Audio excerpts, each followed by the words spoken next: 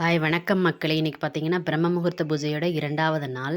இன்னைக்கு சீக்கிரமாவே எந்திரிச்சு, குளிச்சுட்டு, வாசல் தொளிச்சு கோலம் போட்டாச்சு. வாசல்ல பார்த்தீங்கன்னா, ஒரு பக்கமா தண்ணி பைப்பு போறதுனால இடிச்சு போட்டிருந்தாங்க. அது நேத்து தான் சாயந்தரமா தான் பூசி விட்டுருக்காங்க. பூசி விட்டு, அதுக்கப்புறம் தான் சாணி போட்டு கோலம் போடணும். நிலப்படியிலயும் கோலம் போட்டாச்சு. வாசலுக்கு முன்னாடியும் விளக்கேத்தியாச்சு. அப்புறம் வீட்டுக்குள்ளேயும் விளக்கேத்தியாச்சு. அப்புறம் கிச்சன்ல அன்னபூரணி வச்சிருக்கேன். அன்னபூரணி பக்கத்துலயே விளக்கேத்திட்டேன்.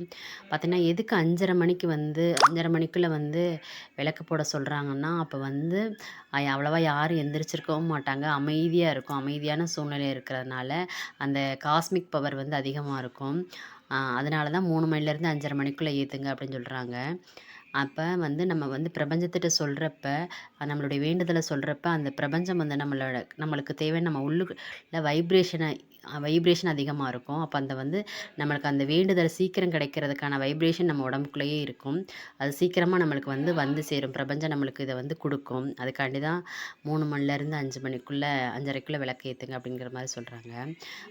அப்புறம் பார்த்தீங்கன்னா, அன்னபூரணி நான் கிச்சன்ல தான் வச்சிருக்கேன். கிச்சன்ல அ அதுக்கு பக்கத்துல ஒரு விளக்கு வச்சிருக்கேன். இந்த விளக்குல பார்த்தீங்கன்னா, நல்ல ஸ்மெல் வர்றதுக்காக நானு கம்போர்ட் இருக்குல்ல, கம்போர்ட் கொஞ்சம் விளக்குக்கு மேல ஊத்தி வச்சிருக்கேன். அப்ப விளக்கு அந்த இது மேல இருக்கிறது சூடாகுறப்ப, நல்ல ஒரு ஸ்மெல் வரும்.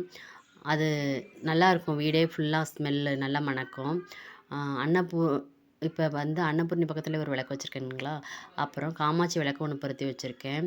அப்புறம் அந்த 5 திரி போட்டு விளக்கும் பொருத்தி வச்சிருக்கேன். இப்ப பாருங்க 5:30 மணிக்கு பார்த்தீங்கன்னா, வானம் எப்படி அப்படியே சாந்தமா, அமைதியா இருக்குதுன்னு பாருங்க.